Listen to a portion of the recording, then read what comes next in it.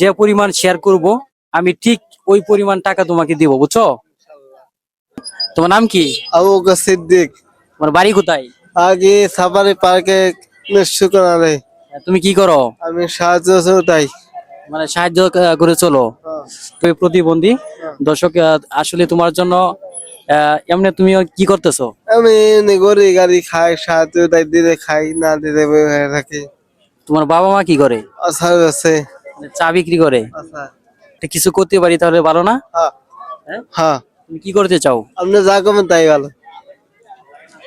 এই ভিডিওতে কেউ যদি দেখার পরে মানুষ শেয়ার করে, যে পরিমাণ শেয়ার করব আমি ঠিক ওই পরিমাণ টাকা তোমাকে দিব, বুঝছো? ইনশাআল্লাহ।